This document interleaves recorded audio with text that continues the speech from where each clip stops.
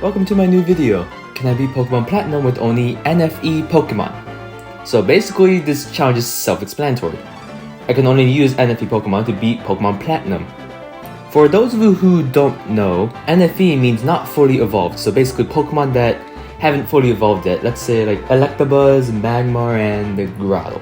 So for this Pokemon run, I can only use NFE Pokemon, unless it's for HM slaves. I can use fully evolved Pokemon for them, I just can't use them in battle. If the last remaining Pokemon that I use is an HM slave, then I have lost the battle and I can't do anything like revive or heal or something like that. It will be against the rules. No single stage Pokemon are allowed either. So essentially no Pachirisu, no Spiritomb, no Heracross, stuff like that. Also, this isn't a Nuzlocke because I'm terrible at Nuzlockes. With that out of the way though, let's get started. So I wake up immediately and get peer pressured by my rival ABCDEFG. Don't ask me why I named him that. Let's just call him, G. We'll call him G. Anyways, I get my starter, I choose Chimchar because Monkey, and I beat up the Penguin with Monkey, who I later named Caesar. In retrospect, I should have probably named him Monkey. So I get my Dex and Pokeballs, and it's time to start this adventure. After I deliver the map to G. So after catching my HM slave Monaka, the Bidoof, and Cha the Shinx, I deliver the map. Now, my journey can begin. My first teammate, who isn't an HM slave, was found on Route 204, Nam the Zubat. Golbat isn't an all-powerful attacker like our next catch, but Golbat does have good defensive typing and decent stats, so for now it's a pretty good choice. I wander into Route 203 until I catch my next teammate, an Abra. Abra itself is kinda useless, but its evolution, Kadabra, is definitely not useless. Having a special attack of 120 and a speed stat of a 105, this smart boy is going to be incredibly useful in this NFE run. I need all the power I can get, especially with not fully evolved Pokemon. It took me some time to catch one, especially with all that Abra's teleporting, but after a bit and Caesar evolving into Monferno, I finally catch the Abra and name it Roshi. Maybe I should have named it Frieza. After fighting all the trainers on Route 203 and at Orberg Gate, I enter the Orberg Mine and catch my next Pokemon, Geodude. While not having mind-boggling stats like Kadabra, Graveler, Geodude's evolution before Golem, still has a decent attack stat of 95 and a pretty good defense stat of 115. I've only had better HP, but I can work with it. I named it Dwayne because you know the joke. I then remind Rourke that he has a job, I heal up, then I face the gym. Monferno just sweeps the entire team with Stab, Mach Punch, and Rourke's Pokemon can do absolutely nothing about it, so let's go. After that intense battle, I proceed to Route 207 where I catch another teammate, Machop. Machop also has decent stats all around, so will definitely be a helpful member of the team. In retrospect, I should have probably waited for a Machop that had no guard instead of Guts as his ability, but okay, so Guts isn't that bad of an ability, don't get me wrong, but No Guard and Dynamic Punch, which Machop does learn much earlier down the line, is a much better combination, especially due to the other powerful fighting type move it learns, Cross Chop having pretty shaky accuracy. Oh, and I nicknamed it O. Like, not O, it's just O. With that out of the way, I go back to Jubilife City where Professor Rowan absolutely destroys some Galactic Grunts with some sick burns. Then I destroy the Galactic Grunts with Caesar. Easy win. I then go to the Valley Windworks, beat up Team Galactic, punch a cat, trek through Eternal Forest, then challenge Gardenia. While facing the trainers, Roshi evolved into Kadabra. Oh, and Caesar destroyed Gardenia's team. Neat. I make my way to Hearthome City, battling every trainer in order to level up my other Pokemon. There, I meet Fantina and she invites me to challenge her gym. I decide to hold off challenging her in order to train more, leading to Nam evolving to Golbat. I then decide to challenge the gym. The gym trainers themselves proved to be a little troublesome due to confusion, leading to Nam hitting himself around 300 too many times. This is an over-exaggeration, but it felt like 300. I finally reach Fantina and immediately lose to her Mismagius. I challenge her again, and lose again. Finally, after Caesar lived a Psybeam from Mismagius at 13 HP, he killed the Mismagius using Flame Wheel. A tough battle to be sure. G challenges me once again and loses in spectacular fashion. After many trainer battles, I reach Salacian Town. After rummaging around the Salacian ruins, I decide to train in Route 210 and 215, resulting in both Dwayne and O evolving into Graveler and Machoke respectively. Also decide to catch another team member, Scyther. Scyther is a pretty strong Pokemon. Technician, Swords Dance, what's not to love? Well, maybe the fact that it took me around 31 minutes to catch one with Technician. And the fact that when I finally got a Technician one, it had a bold nature. At that point, I decided that this one would do and just went with it. Welcome to the team, Dex. Oh, and also caught Janemba the Ghastly at Lost Tower. Haunter, Ghastly's evolution, is similar to Kadabra in one way, really powerful for an NFE Pokemon. I needed this thing. Anyways, after that debacle, I decided to go to Veilstone City, where Dex decided to massacre an entire gym of fighting types, and I get the Cobble badge for the spoils. I then help Lucas get his Pokedex back and head to Route 214, where I make the greatest discovery while trying to train Dwayne. Rhyhorn. Now why is this such a great discovery? Rhydon, that's why. After I caught an adamant Rhyhorn, I replaced Dwayne with the Rhyhorn and named the Rhyhorn Rhinox after the Rhino Transformer in the Transformers show Beast Wars. I then head to Pastoria City, where I face G and beat him accordingly. I then headed to the Great Marsh to just have some fun, where I discovered something else. Tangela. It has pretty good stats, so after a few failed attempts, I caught one and replaced Caesar with it. After training it and my other Pokemon in Route 212, I decided it was time to face Crasher Wake. Then Floatzel made me realize it was not. I re-attempted the gym and failed again, due to the same Pokemon. Finally, on the third try with a crit from Dex, after living in Ice Fang on 2 HP, I defeated Crasher Wake. I think it might be time to train more, seeing the level disparity between Floatzel and Dex. After Team Galactic absolutely nuke the Great Marsh, I chased the Galactic Grunt all the way to Valor Lakefront, where Cynthia gives me a secret potion to clear the Psyduck blocking the path in Route 210. I precisely do that after training, and I get the Earthquake TM, which I forgot in Wayward Cave. I make it to Celestic Town, where Cyrus teaches me my place, proceeding to more training before I'm able to beat him on my second try. Nothing much happens afterwards until I reach Canalave City, where G once again challenges me and once again loses in spectacular fashion. I then head to the Iron Islands, where I train my Pokemon, particularly Shaggy. Oh, Shaggy's my Tangoya, if I forgot to mention that. I probably did. When all my Pokemon reached levels above 30, I decided to challenge the Steel-type gym. Byron was mostly easy. His Magneton goes down to O's Earthquake. Steelix was the trickiest Pokemon, taking out O, Rhinox, and Shaggy, but Roshi takes it down with the Grass Knot. Bastion is last, and Janemba just trolls it to death with Curse, Confuse Ray, and Nightshade. The Mind Badge is mine.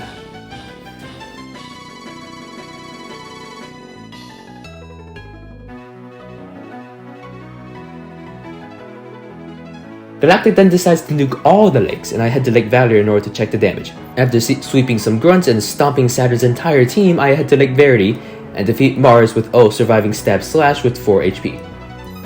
Then it was time to head to Snowpoint City. Man, the path to Snowpoint, it was not easy, let me tell you that. In the gym battle against Candace, I decided to bring Caesar for this fight. Because of its firefighting type, it would be a massive help against the gym, especially since most of my Pokemon would not be able to handle the ice types, especially Frostlass. After 2 failed attempts, I finally defeat Candace, with Caesar taking the victory at 9 HP. I swear, I've been taking a lot of my victories at extremely low HP, I don't know what's up with that.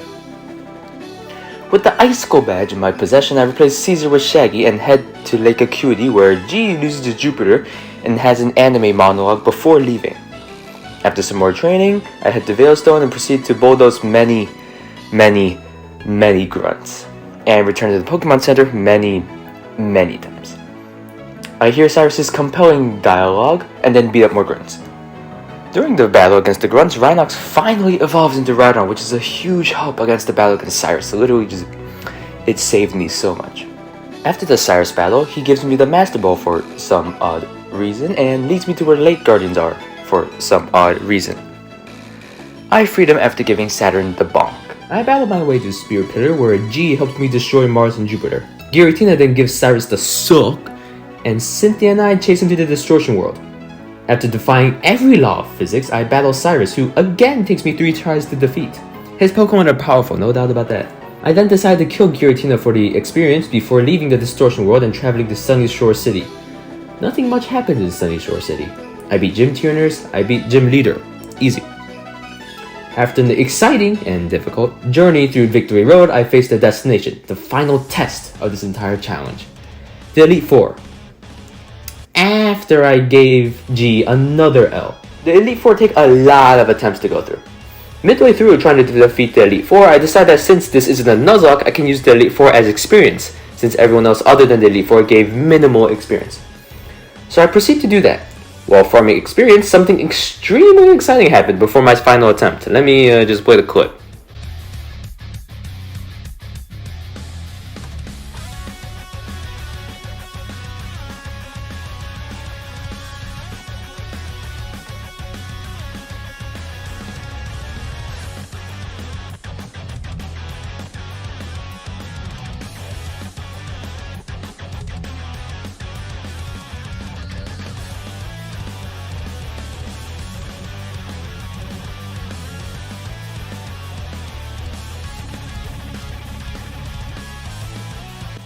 I don't know the calculations, but that was some extreme luck.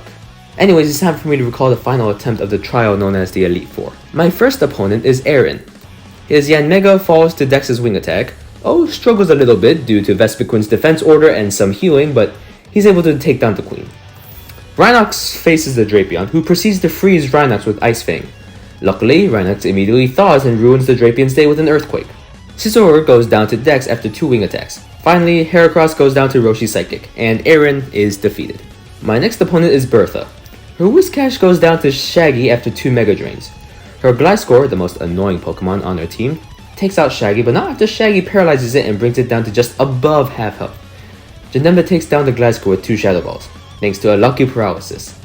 Her Hippowdon takes out Janemba after he takes a good chunk of its health with Shadow Ball.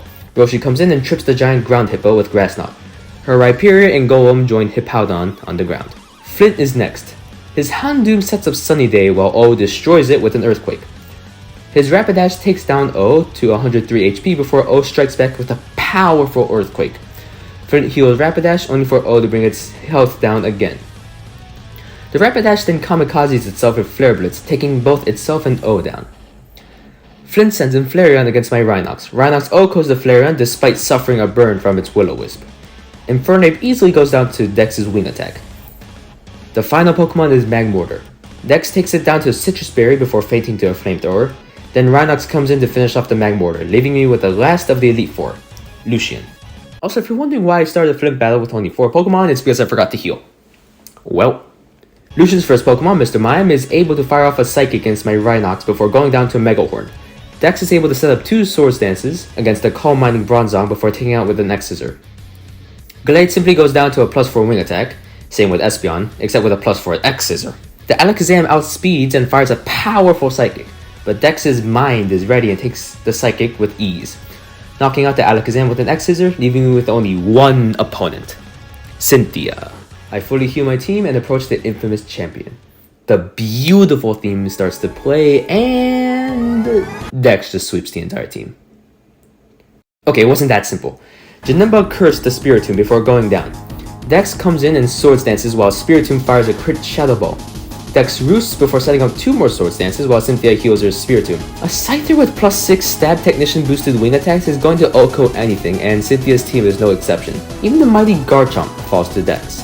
The Roserade tries to resist, but ultimately it meets the same fate, leaving Cynthia with no Pokemon, and me with the title of champion. Okay, and that's the Pokemon NFE challenge. Okay, so some closing thoughts. Rhinox and Dex, they absolutely carried me throughout this entire challenge, especially the Elite Four. I do recommend using them if you want to try this challenge for yourself. What else? Caesar. Oh well, Caesar was actually really useful. Like, pretty darn useful. Like, I wasn't planning on using it on my full team, but like, it helped out against Candace a lot, and I was like, you know, it might not be that bad to have on the team. So, I do recommend keeping him. Nom, he didn't do much, but I do recommend Golbat. Golbat is still a pretty decent Pokemon overall. Roshi, Janemba, of course, were essential to helping me beat this challenge overall. O was decent, certainly didn't reach his full potential due to me missing out on No Guard, so I'll keep that in mind if I ever try this challenge again. And lastly, Shaggy.